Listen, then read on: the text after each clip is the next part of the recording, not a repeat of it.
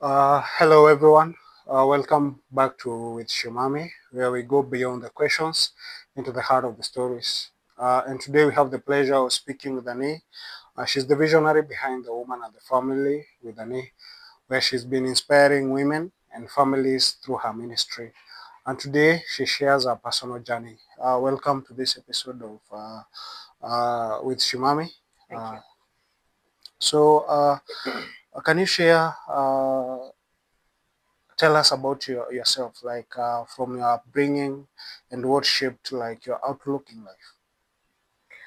Well, I was brought up in a family where it was a Christian setup, and as we grew up, church was a must. And it's like we personally, what I learned about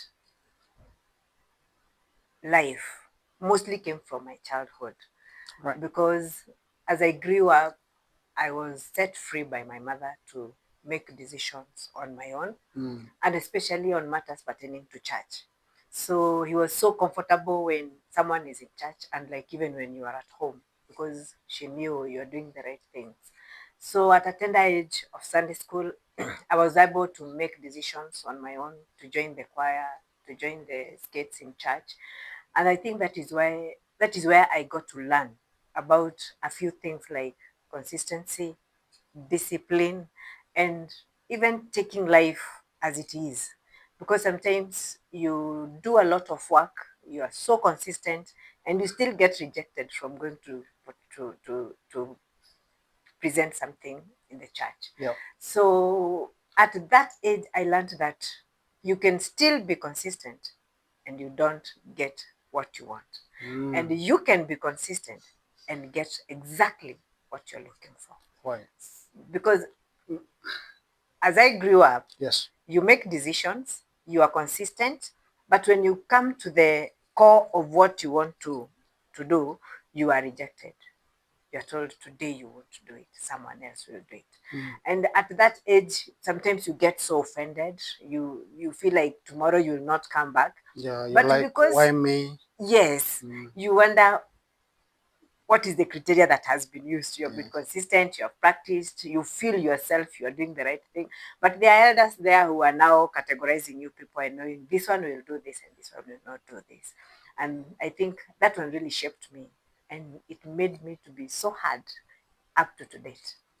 Well, thank you.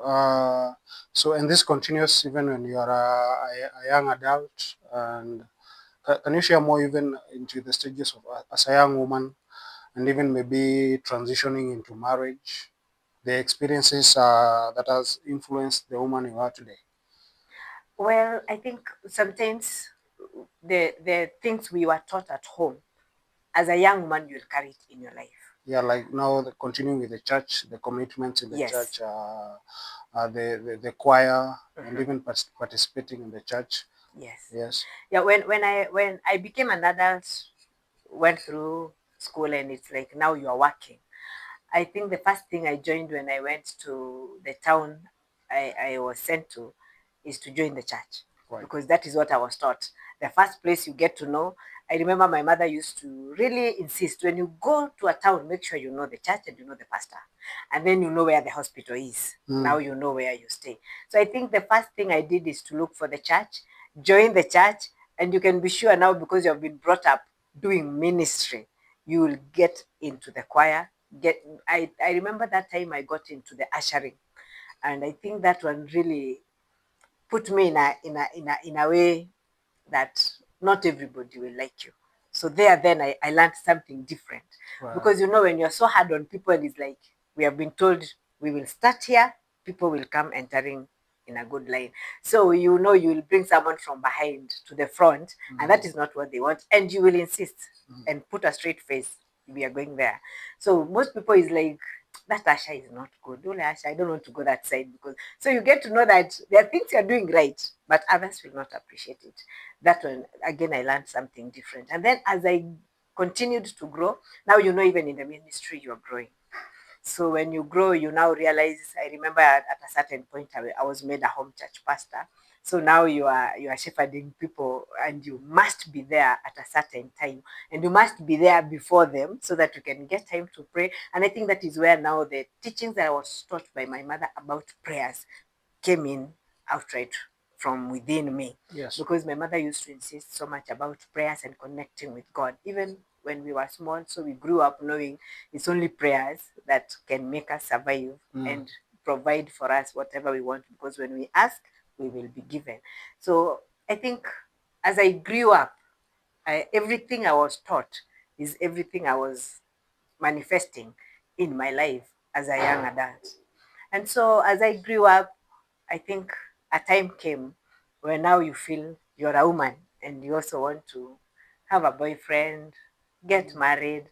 And by the grace of God, it went from one grace to another. Wow. And things unfolded. Yeah, and I think now in your ministry, we are talking a lot about now the woman and the family. And I think like this is now where you experience being a woman in a family setup. Yeah, Yes. and how can you tell us a little bit of how like your marriage has influenced you in your ministries? My marriage has really shaped me. I would say now, to a woman I am today, even without giving so much credit to my mother, I would give it to the man who came into my life at that time. Because that is the time now I got to learn how to live with a man. What? You know, you have lived with your mother, you have lived with your siblings, you have lived with your father, but now here comes a person you're living with. And that is the time that someone's patience is tested. Why? Because you're married to a person you don't know, and you have been brought up in a certain way. He has been brought up in a certain way. So me, I want to show how I've been brought up is the best. He wants to bring out how I've been brought up is the best. We are following this road. And now you realize that is the head of the family. So you get humbled. I think that is the first time in my life I ever learned to be humbled and to submit. Because you know, when you live for quite some time as a grown-up woman and you are not committed to any man, you tend to be so confident in yourself.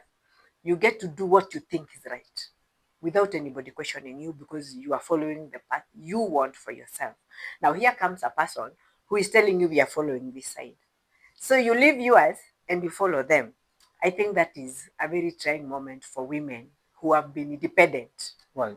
In the past, because you know you need to be humbled, and you have been taught that even when you are being cancelled about marriage, you are being cancelled to be, most of the time they keep on insisting on submission, because of course submission is what makes a man comfortable with a woman, because if you don't submit again, it doesn't work so well and it doesn't go down so well with the marriage. And so here comes a woman who is so independent, and a woman who is so focused with what they want, and a woman now who has to submit to someone's authority. When you have stayed too long as independent, it's a bit tricky. Right. Because you feel like you're being intimidated. You feel like you are leaving your vision to follow someone else's vision. I think it's easy for a person who has just come from home and got married, because for them submission is so easy, because being led is so easy. But now for me it was a bit tricky, because I was feeling it's like, why am I leaving my vision to follow someone else's vision? And now you know you have to sit down and agree. Yeah, yes. I want to do this, and you want to do this. Can everybody do their own, so long as we are doing the right thing? Yeah, and from what from my understanding is like in your childhood there are some traits that you learned, like the self-discipline, as you said, and then consistency, even transitioning into the young adults. Yeah. And can you highlight a few traits or maybe that you learned, you came to articulate in your marriage? Well, in marriage, I think I learned more about, okay, consistency is a must, but again, you realize discipline is paramount in marriage, because that is what will bring about the consistency. Because now, being disciplined, what I mean is you need now to follow what the law of God says. You have the head, you submit. Yeah, there is some order that Yeah, there is an has order that needs has to to be be followed. followed, Yeah. and you don't have an option for peace and for love to flourish in the marriage. Everybody has to take their position. So I think that one I learned the hard way because I had to do it. But in the beginning, I used to feel is like, this is not right. Yeah, but can you share like now? I believe like uh, the with time, how did you come about the process of now accepting that we are into this now, and how that shaped you into the woman that you are today? Well, I think God had blessed me with a man who was a bit lenient on the woman I was that time, Yeah. because somehow he was able to give me some freedom so long as I am disciplined in whatever that I'm doing. Because despite the fact that employment is comfortable, he was able to push me into business. So he helped me bring out something different within me, which maybe I couldn't have known that I had. When I was pushed into business, now I think things changed because you feel you still have your freedom. You are making decision on your own because nobody is interfering with the decisions you're making. So the independence in you now comes out again. Okay. So you don't feel like you have been suffocated in one area. You have been given some freedom. So long as now you are being reminded there has to be discipline and be consistent in what you're doing. Don't, in business again, you don't jump from this to this. So I think that one was brought out in that area.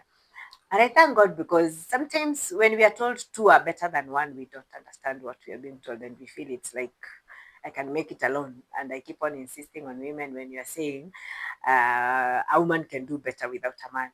Sometimes a man comes to bring out the best in you. Right. Because sometimes we are so focused in what we are doing, and mostly ladies, we like being employed. Sometimes we like when someone is Yes. Yeah. so when now someone comes in, like for me, he came in and it's like, you can do this one better than this, and it came out so nicely, and up to date, that is what I do, and I feel so good. I give credit to the man who was in my life at that time. Yeah. So it's like we come in. There is now this union as the family, and now the two of you has to come to some compromise. Like, Yes. this is what I want. This is what I want, and now you have to support each other. Yes. Like, now encourage each other. Right. Right. So, and now to jump ahead into your ministry, the woman and the family with Annie. What inspired you to start it? What gap were you like? Do you wish to kind of fill? Well, I keep on insisting, and even in my earlier videos, I've talked about women go through a lot. Because you realize it is the woman who leaves their home and come to someone else's home. Right. Most of the time, we come with one heart, and sometimes what is in our head, we expect it to happen in the marriage. Sometimes it doesn't. And if there is a place where women get most hurt, is in the marriage. Because there is what you have in mind. You created it when you are a girl, you imagined it, and you want it now to come out. When you come in, that is when you realize things are different. And now you have to be testing the waters before you put your foot inside. Yeah. So most of the time you realize if there's someone who can really hurt a woman, is the husband and the children and the relatives. And I think that is where I'm coming in, and that is why I keep on talking about women and their own families, how you can take care of it, how you can withstand the storms, because they are there and there are many. But women must learn how to withstand them. And there is no marriage that is a bed of roses. Every marriage has their own issues and their own problems. So no one will relate with the other. There are some things we relate with each other, and I love the way women come together and speak out, because that makes them heal, and that makes them not. You realize if you look at the mortality rate of men and women live longer than men because they talk. So when the things I went through in my marriage, there is a time you sit down and start to analyze, especially now that I am alone. I tend to think of what I've gone through. I just imagine another woman is going through that. I would want to stand with that such kind of a woman. I would like to encourage that kind of a woman that you're not alone, and marriage works and marriage is good. So the things that come, mostly they come to test your patience, they come to test your faith, they test every area of your life. And it is only a strong woman, and especially a strong woman in God, that will survive. Yeah, yeah, yeah. Thank you. And I'd want to like hear more about, you've mentioned about God, like faith and religion. How has it influenced now you going and starting this ministry? Well, I've come to the understanding that it's only by the grace of God that marriages stand, Mm. that a woman can stand. Yeah. Because, when a woman can stand in a marriage, that marriage will withstand anything. Because most of the time is a woman who can bring a big shakeup in the marriage. A man can do all manner of things, but if you have a woman who is prayerful in the house, that marriage will still stand, because that woman will know how to pray, how to withstand storms, how to encourage herself, and how to deal with you, or to deal with the children when such issues arise. So I keep on insisting, the best place for a woman to be is at the feet of Jesus. And being at the feet of Jesus is to live in prayers. Most of your answers will be brought on your knees. Most of your issues will be dealt with on your knees. And you'll be able to succeed because you believe in God, you trust in God. And that is why I love marriages that start with God.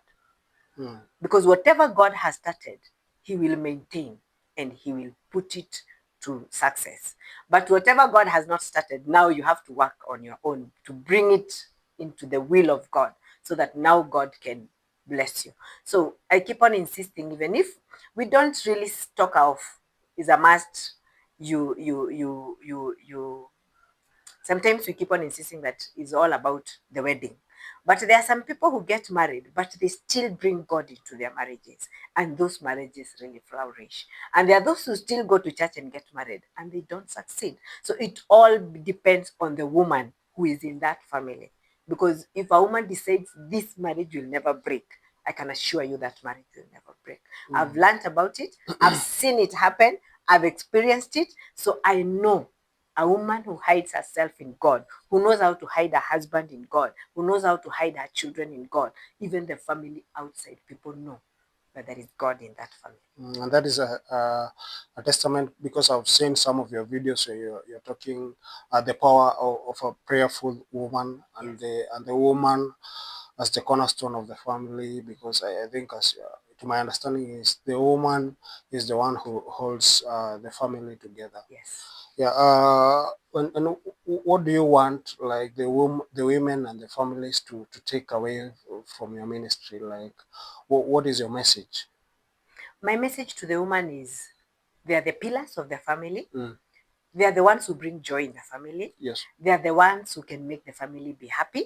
They are the ones who can bring their families together, even the extended family. You get there are women who get married in a family and they change the environment and the surrounding of that family, because they come in a godly way. They carry God in their lives. And so everywhere they go, first, they're accepted and appreciated. Secondly, whatever now you pray for, it will manifest in that family. So what I would like women to understand and to take home is this: with God, marriages can survive and marriages can be good, because marriage is the will of God. So when you leave it to be in the will of God and you yourself remain in God, the marriages will survive and they will grow. And nowadays I wonder, sometimes I look at the young girls and those that are in marriage, Mm. and you wonder what kind of things we are teaching them. Because you realize there are children who would not want to get married because of what they see in their families. Yes. Yes. And that is why I keep insisting. It is the mother of the children who is supposed to portray a good marriage. The man might not, because a woman is the one who is supposed to take care of the family. And I insist he's the pillar of the family. So if she wants her children to take out something good about that marriage, they will. But if you bring chaos in the family, now there will be a very big problem. Yeah, because I think the woman is the one who is kind of taking the lead on the ground in family matters. Because a case in point, maybe a woman comes in maybe from work and she's kind of sad, she's frowning, and then even the children will kind of flow with that Yes. attitude, and even the husband might not appreciate the attitude, and even if in times of hardships, Yeah. and the woman is always maybe joyful, happy, and encouraging the children, the husband, and then they tend to kind of stick together. Yes. Right? Can you add on that? Yeah, it's the woman who will hold them together. Mm. You know, there is a power that a woman has been given by God. None else has been given that power in the family. Because if a woman comes in with a nice vibe, positive, everybody else in the family will pick it up from there. If you're happy, your children will be happy and around you. If you're not happy, they will get out of your sight because they don't know what you will do next. Because some of us go home and it's like we carry all our baggages from outside to our homes. Our homes are supposed to be sacred, somewhere that is joyful, somewhere that is happy all the time. So I encourage the women, make sure whatever you portray in your home, you'd want it in the houses of your children. Because you know we love our children. If there's something women love is their children. And the connection they have with their children is usually very strong, especially for those that are positive. Yes. So make sure whatever you are teaching your girl today in your family, she will take it to her house Yeah, and she will find it there. yeah, and that I totally agree with you on that one, because I believe children, the values that we learn when we are children are the values that we tend up to growing up with them, and even Yes. portraying them when we in every relationship ships that we have. Good. Like as you said, in your upbringing, you learned about prayers, Yes. the self-discipline, Mm-hmm. and even consistency. And as you've said, we have seen you now again portraying it in your marriage, right? Good. Like whatever was planted in you when you were a kid, it is coming back when you're a grown up Yes. in your relationship, in marriage. And Mm-hmm. as you say now, whatever you show your children when you're in marriage, Mm-hmm. it will portray again Sure. in their lives, right? Yes. Yeah, thank you. Uh, Maybe can you highlight some of the challenges that you have faced in the as the founder of this ministry? Well, I wouldn't really tell of a lot of challenges. Yes. I will talk of, at least I would thank those who support us because I have people who are supporting me and I am really grateful for them. Yes. I really appreciate, keep it up. And I would say, so far, I would really talk of the faithfulness of God. I wouldn't say, you know, when you are starting anything in life, the challenges that come, it's always good to be aware of them ahead of time. So now, right now, I would say the only challenges I have is to encourage people to support me, Okay. to Yeah. support me. Yes. Yes. Otherwise, I would just say God has been faithful. Yeah. Yes. Yeah. Thank you. And finally, maybe where do you see this ministry? Maybe in the next 5 to 10 years. Well, by the grace of God, we believe that in the next 5 years we will have grown Mhm. even into different towns, and even we'll have mentored people to partner with us so that now we can continue encouraging women everywhere so that women can reach us anytime they want to talk to someone, because sometimes women just need a shoulder to lean on. You know, I talked last week of where a woman is and it's like they don't know whom they can trust, because nowadays you can trust even your best friend and tomorrow you find whatever you talked about is out in the streets. But now when they know they can trust you, they can believe that whatever they talk to you, you encourage them, and that is it. Now the woman can have someone to trust and to have a shoulder to lean on. We're just trying to give a woman a shoulder to lean on so that most women will make their families the best place to be. Yeah. Thank you. And maybe a final word of encouragement to the women and the families, or and even the men. I think as you said, the man is also a very important aspect in families. Maybe Yes. you can give a final word even from the men's perspective. Well, if I will start with the men, I would really Mm. tell the men there is not much that a woman needs than love. When a woman is loved right, she even glows and she becomes a happy woman. So mostly women, what they need from their husband is love. And if you love your woman, she will be able to support you fully. Because if there's something that women want, is to see their men up there. Because most women take pride in their husbands, and that is where you realize, even on a serious issue, a woman will say is like, "Let me call my husband," because they are proud of their husbands. Right. So, and since they are proud of you, try as much as possible not to hurt your woman, because when you hurt her, you hurt the whole family. You'll never have peace in your family. And that's why when you look at marriages where a man is good, faithful, and loyal to the woman, and you just love the woman in the right way, that family is peaceful and happy. Now, for the ladies, I will tell, well, it's good to understand men, because when you understand a man, you'll be able now to submit. And when you submit to a man and support, men need submission and support, and you just be a loyal woman, you'll go to the highest height as a family. What children need from their mother is to see their mother submitting to their father. And what children need from their father is to see their father loving their mother. And that's all children need.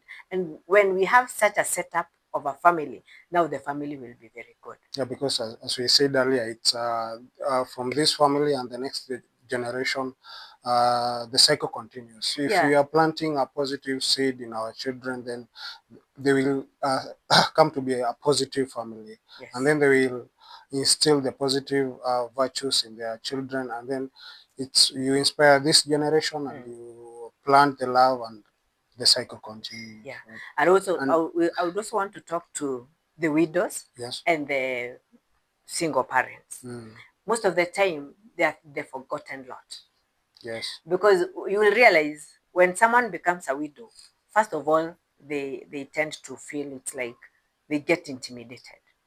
And if you can check and analyze the lives of the children of widows, most of the time, God always brings them up, because sometimes you are unable to maneuver things on your own, but God comes in, because you see now you have been left without a man in your life, and now you have to do the man and the woman at the same time. So I would encourage them, for you to have a good family, for you to have children who are respectful, and children who will grow up to respect you, you also need to hide yourself in God. Avoid so many things. Just live a life, a godly life. If God ever brings a man in your life, he will bring the best. He will not bring a man to joke around with your life. And now when we talk to the single mothers, try as much as possible to portray godliness in your families, because that is now what will help your children to grow up with the fear of the Lord in their hearts. Because when children know that their mother is respectable, even in the society, those children grow up to be very good children. So yeah, when we talk about widows and the single ladies, we will not talk about a setup where the mother and the father is there. We talk about the mother taking both roles and being a role model to her own children. Because it's not always when we must have a father figure, and especially where there was a father and now there is none. Take the responsibility to encourage your children, to bring them up in a godly way. Now you just need to hide them in God, and they will grow up to be good children. thank you, thank you, thank you. We appreciate. I think this was a very profound conversation, and we look forward even into having more. So thank you. You're welcome. And if you liked this video, our viewers, we encourage you to share it. If you uh, relate to her mission, which is to encourage, empower, and motivate the woman in the family, we urge you to even subscribe to the YouTube channel. She goes by the name Anne Gishure on YouTube, Anne Gishure on TikTok, and Anne Gishure even on Facebook, right? You leave your feedback on the comment sections, or even on what you would want us to, even her to talk about in her videos, and we appreciate that very much. I'll see you in our next episode.